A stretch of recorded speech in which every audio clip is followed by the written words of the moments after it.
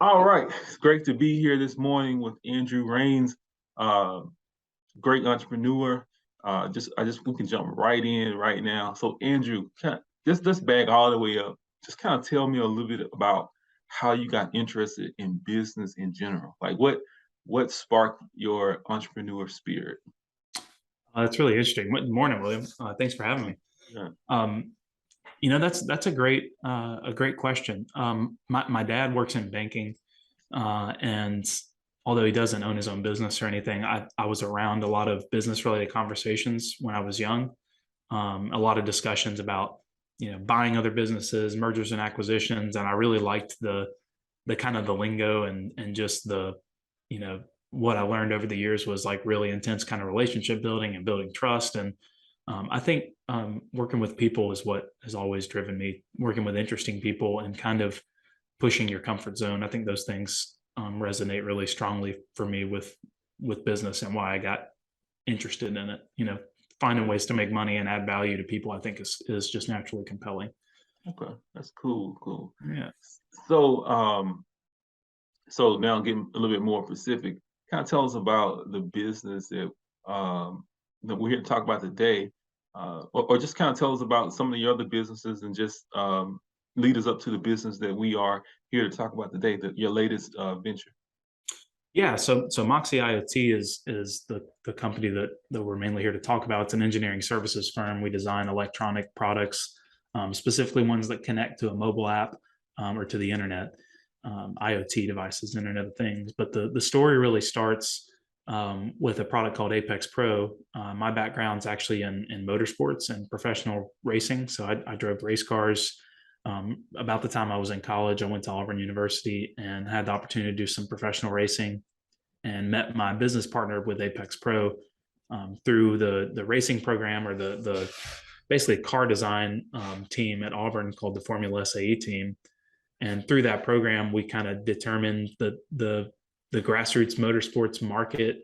People that take their car to the racetrack for fun on the weekend, just like someone would go golfing or you know go shoot hoops in the evening or something. It's another just pastime.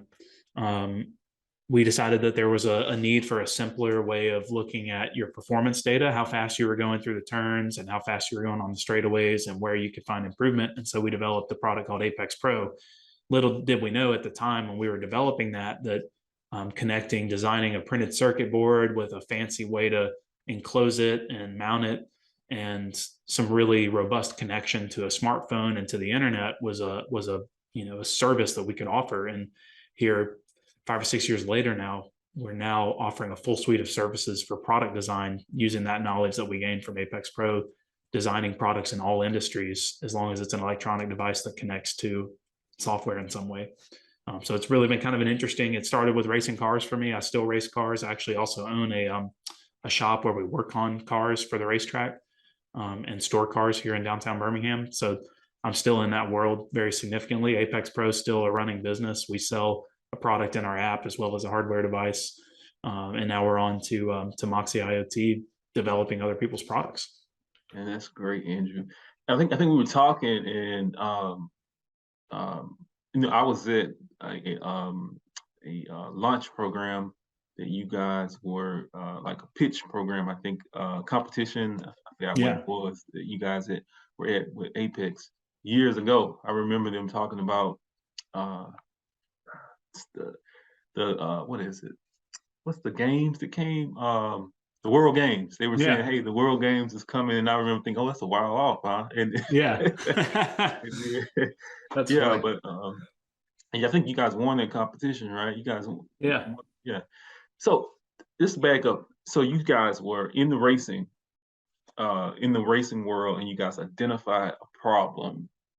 Kind of take me through how when you identify a problem or a need in the marketplace, how do you put it together? Like how do you start working on a business from there? Like, Yeah, that's a great question. Man, it's a rocky road for sure. A lot of challenges, and I think the way we approached it was very much kind of solving an engineering problem, and that's very different than solving a business problem or solving successfully creating a product that people in the space want to use. And so I think the big learning curve at the beginning was I'm fortunate to be partnered with a highly technical individual. And Austin, my business partner, is a PhD in mechanical engineering, super smart. And so I've kind of always been the product market fit guy, and he's always been the engineering and technical side of getting things built. But the real action plan for putting it together was kind of testing this hypothesis that we were going to develop this device that goes in the car, and it's a real-time feedback device that shows you a display in the car while you drive that hopefully indicates how you can change your driving to improve. And what we learned over time was that there was some value to that, but the real value of the product was that we used a smartphone to connect to the hardware. And in motorsports, you can't use your phone to measure the performance of the car because the sensors in the phone aren't sensitive enough. And you really need to be able to measure stuff with more granularity. And so what we learned was that we were the only people that could connect a mobile app to a hardware device and present information about driving. And so through several years of trial and error, we learned that our value proposition was very different than what we thought it was. And so we pivoted to really try to focus on that value proposition and really make the app really user friendly and make it have features that people really want to use. Because the actual engineering and what's really cool and technical and sophisticated about the product, while it adds value to what people do, it's not the principal reason someone buys it, which is kind of interesting. Sometimes it is, but usually it's because it's the easiest product to use. It's the best, it checks all the boxes. And so I think it's not just a matter of listening to your customers, but it's like listening to your customers with a critical ear and really paying attention to the common denominator, which is the one thing that all of your customers are saying when they give you feedback. And it took us probably longer than it should have to figure that out. So if you can find that early, if you can listen to 50 or 100 customers' feedback and figure out the one thing that they all kind of say, which they might not directly say it, you have to kind of interpret it. That will lead you toward your kind of North Star. And that's how I don't know if that's the best answer to your question, but that's kind of how we figured out the path that we wanted to go on. And then the actual implementation of designing the product and the business is a whole nother challenge on top of that. Okay. Yeah. And that's awesome. So you guys identified a problem or a need that from being in that world yourselves, and you guys set out and designed the product to kind of meet that need, solve that problem. You discovered some things along the way. At some point, you saw the value in what you guys were doing was connecting hardware or a type of hardware to a mobile device to be able to get information. And it seems like it's not only that, but also the app, the ease of use of the app is something that was of great value, if I'm hearing you correctly. Yeah. And so now kind of tell me how that translated into this new business. Yeah, that's a really, really good assessment of it. I think that is the value. So what we learned was that there's a specific technology that we learned about that was important called Bluetooth Low Energy, BLE, which is how you connect, in most cases, how most modern IoT devices or hardware devices connect to your phone, especially when it's a local connection. It's not a remote connection. You have to use, at that point, cellular or something like that. So what we really learned was how to leverage microcontrollers that have BLE capabilities. And a microcontroller is just a little computer that goes on a circuit board. And once we learned that kind of opened the door to offering this to other people. So the conversation about offering services came from Apex Pro being kind of out in the world. We were trying to raise some money for it. We were selling products, and through my own relationships in the motorsport space, I met a lot of people that were asking questions about how to have their own product designed. And we made some relationships here locally in Birmingham that kind of spurred into people asking, come presenting us with a challenge. And we said, well, using a Bluetooth Low Energy microcontroller on a printed circuit board for that is going to be a great solution. And that's kind of a technical way of saying we just got a technology, understanding that fit a lot of different spaces. And so that's when we kind of naturally started. And the other things that allowed it is that Apex Pro, we'd kind of built out the app, we'd kind of built the product. It's a relatively small market. We figured out how to kind of operate the business. And so it kind of stayed a little bit on cruise control and allowed us to pivot to start to work with clients. And the services business is a totally different business than selling a product. And it's got a totally different set of challenges. So now we work in a lot of different industries, but we're using the same technology. So I think because we figured out how to use BLE and figured out how to build a mobile app and figured out how to design circuit boards efficiently, we're really, really good at designing a hardware device very quickly. We can design circuit boards in a matter of a week in a lot of cases, depending on the complexity of it. Now, the whole project takes a lot longer than that to design a product, but that particular part. So I think the real answer to your question is we developed efficiencies in these areas that are valuable to somebody that needs their own product design. Okay. Okay. So Yeah. can you give us some examples maybe of some of your customers and some of the particular products they might need it designed? Sure. Yeah. So the Apex Pro is a great example. We can start there. It's essentially a Moxie customer. That's a motorsports product. It's a small device with a battery.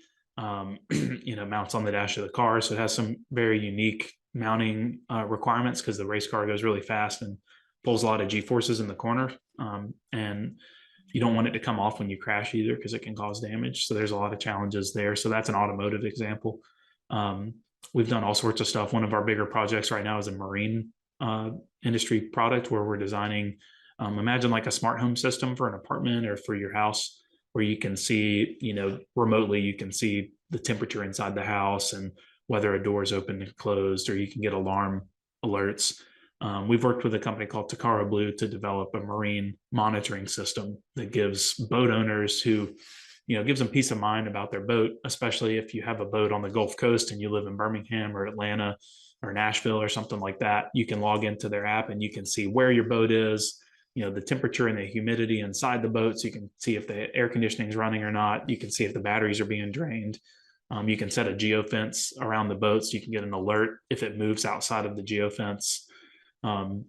That's a great example. So very similar technology in some ways to the Apex Pro device, but then a lot more complexity on top of that for that particular product. We're currently also working in the fitness space, developing a product that's, at the NFL Combine or any sort of athletic trial, you've got to run a 40-yard dash. And that's the simplest example. You use like a timing gate that's a laser that you run through, that sits on either side of the area, and there just shoots a laser across, and you trip it and that starts the timer, and then you trip a laser at the other end and that stops it.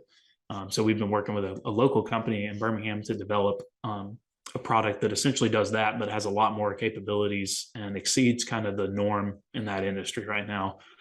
So those are two examples. We've got several other active projects as well, so I can keep going, but those are two of the more kind of interesting examples. That's great. Yeah. So this is the last kind of technical question, I guess, because I want to kind of get into some more general principles. But with that, it seems like when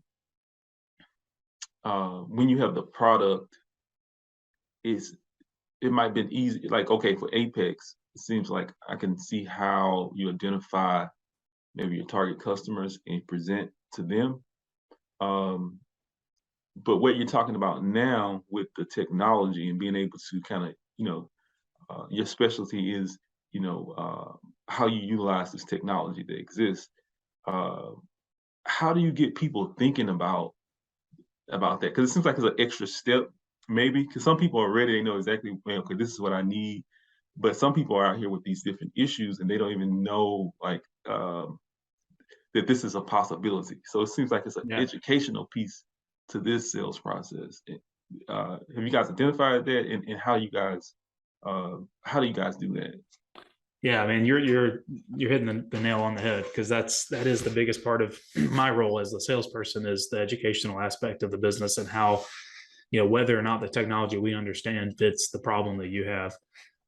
So that's probably our biggest challenge, really, for finding new customers, is the technology that we leverage has a lot of applications and it can solve a lot of people's problems. But a lot of times, if you're not, we can't expect that people understand the technology the way that we do. So people don't just come to us and say, hey, I know you guys can design hardware. I need a hardware device that measures this and uses Bluetooth Low Energy and has a battery that'll last this long. That's way more specific than almost anybody that has a need for a product can really define on their own without, our guidance and understanding of the technology. So I do spend a lot of time just meeting people in the community and asking them about their business problems. And a lot of times IoT devices come up as a part of that. But you definitely know how to ask these questions. That's a really good question, because that is a really hard, that's probably our biggest limitation for finding new clients is finding people that it's a more general question. Hey, do you have something you're trying to measure for your business that would make it more efficient? Or do you have something that you're trying to use a mobile app on a phone to measure or record that it's not doing efficiently? Or do you have assets in the field that need to communicate something back from them? Those types of questions are the things that I have to ask to understand if there's a problem that what we do fits well. Okay. Okay. Yeah. It's like you got your work cut out for you, but it seems like the reward, it's very high. If you can identify those and get people to thinking, you can solve a problem and kind of own that space there. So it seems like the reward is very high. So Andrew, more of general. So tell me, now that you've been in business for years now, if you were talking to a new business owner, like what is some advice that you would give any business owner just starting out? What's a couple of nuggets that you would give that person? Oh man, that's a really good question. Something I was talking about with some of my coworkers this morning was how to take customer feedback. And I mentioned that earlier. That's something that's really important, because your customers will tell you where your business needs to go and what products and services you need to offer and how much they're willing to pay, but they won't come out and say any of those things, because that's not their role. That's your job to figure out.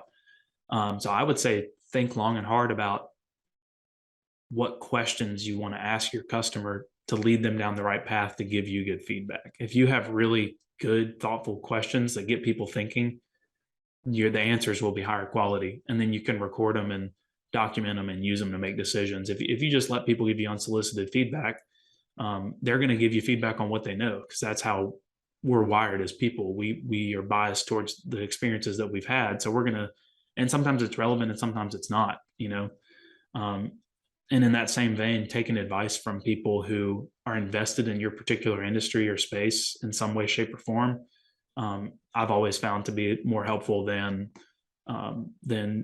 general advice. Which general advice has a really good application. I'm giving it right now, but there's definitely guiding principles that operate in every business, and you probably know that way better than I could ever hope to, being in the role that you're in. But I think finding people that are in your specific industry that have insights, that have invested in that space and have got some skin in the game, for a lack of a better term, is a really good way to seek actionable advice. And I wish I'd known those two things earlier. Yeah. That's good. I mean, I think that's great advice, man. Great. So what's your vision for the business going forward? Yeah, that's a really, really great question. Our business it's a services business, so it lacks some of the kind of sex appeal and scalability of a product business. But Moxie is really unique in that we're excellent at solving very difficult technical problems, and we have a lot of intellectual capacity on our payroll. So what we really want to do is challenge ourselves to solve problems that affect a lot of people and improve people's lives. And as long as we're doing something like that, I think we're aligned with our vision. But certainly scaling the business to the point where we're working with both startups and big institutions to solve their IoT problems. Right now we're mostly working with small businesses and startups. And a goal for me in the next couple of years is to hire more really intelligent engineers and to work with someone on the scale of an Alabama Power or a Southern Company or someone, because I know that any businesses that deal with electrical infrastructure, something related to car charging, for electric cars, there's all sorts of IoT needs around those industries. Would love to work on something at more of an institutional level like that. And then on the other side of things, we have some government related contract work with defense related stuff. And we really want to explore that route as well, because there's very highly technical conceptual things that aren't necessarily commercially viable right now. And that's really, we're kind of an R&D specialist. Like, we're really good at innovating in those fields that will be applicable to the average person in 10 or 15 years, but they aren't today. And I think if we're doing those things, if we're building inherently valuable technologies, and I think if we're innovating beyond what might be useful to the average customer on a daily basis, I think we're doing what our skill set is really well aligned with, and that's what will help us grow. And I'm not worried about the future potential of the how much money the business makes. I have all that stuff forecasted out and projected and targets that we want to hit. But as long as we're doing those things, we'll get there. So last question. Well, I guess this is two questions. So what you're doing, with you being in the area of innovation, and you're working with things that are kind of cutting edge as far as people understanding. It's not like you create. What I mean by cutting edge, I mean like you're working in an area where you have to do a lot of work in to kind of to get the marketplace ready for what you're bringing to them. I know that can be taxing. So what do you do to stay inspired? What gives you the energy to keep kind of going? I know like you said, you have everything kind of projected out, but I understand in this type of what you're doing, that type of the way you're doing it, I believe it can get pretty taxing. So what's some things that inspire you along the way? And then the last question is, how can somebody like who do you want to talk to? Like who do you want to meet? Who can help you? And how do they get in contact with Yeah, yeah, I love all these questions. So, how do I stay inspired? That's a really I've been asking myself that question a lot, and there's a lot of different things that are inspirational when you work around technology, and a lot of it is I'm very fortunate to be able to work with people who um, have been paid to do so many projects that are not really like I said, they're not really applicable right now, but they are in a few years or even further down the road. And that motivates me because I get a glimpse into the future to see how our lives might be different and how um, businesses can grow and change and be more intelligent. And I think that's pretty inspirational to work on projects like that. That type of thing motivates me a lot. Also, as I've gotten more and more into business, I spent most of my kind of early career in motorsports, and the inspiration there was winning. yeah. You want to be the first one with the checkered flag, and that was what got me up and going every day. And I think it's defined a little differently in business, but I think winning in the sense of building a very well-oiled machine with good processes and solid, just a solid bedrock on the business is something that I really want to achieve. And it's not a natural skill for me. I'm not a super process oriented individual. I'm kind of artsy and creative and want to solve, big picture conversations. And so I think it's a big win for me to build a business that just operates really smoothly and makes good money and adds a lot of value to the community.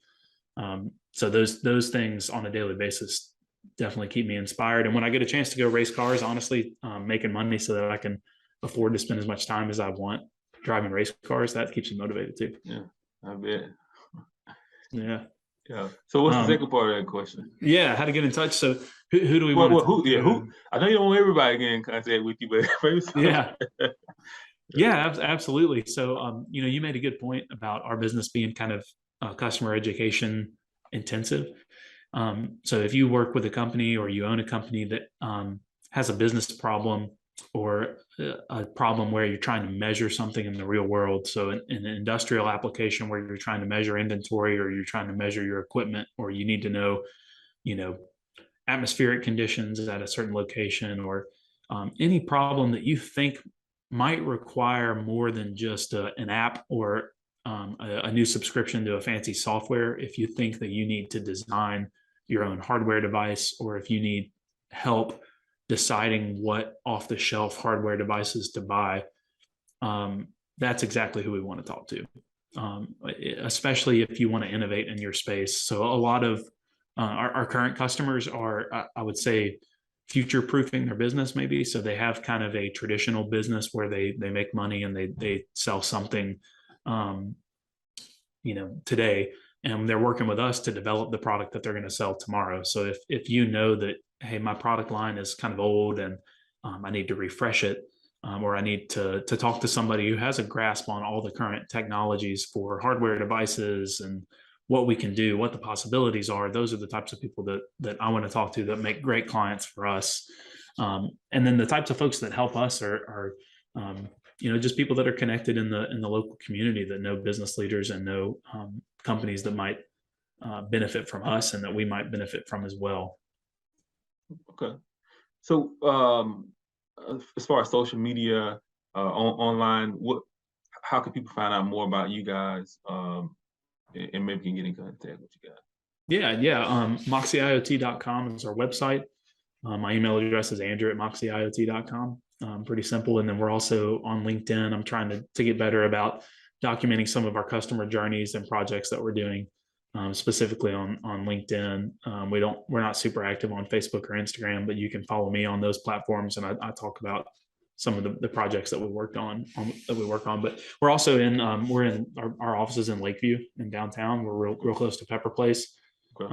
We might be moving soon, but if you want to reach out to me, I love bringing people by. If you think that people that have a need for this type of service, or you just and something I didn't even mention is that a lot of people treat us kind of like a fractional CTO because we have such a good grasp on the technologies. A lot of times we end up making advice on who to hire and what type of skill set that person might need if you're hiring somebody, or we teach you, help you avoid making a technology investment that might be bad. We actually pretty regularly advise people not to develop something or spend a bunch of money on an app or a new website or something that they think is going to solve their problem, but in our experience it won't. So if you need like a fractional CTO, we have kind of some different packages that we do around that. So moxieiot.com is the easiest way to get in touch. Our website really doesn't do our services justice. If you're local if you're in Alabama or nearby within a few hours driving distance, reach out to me and I'll give you a tour of our office and show you all the products we've designed.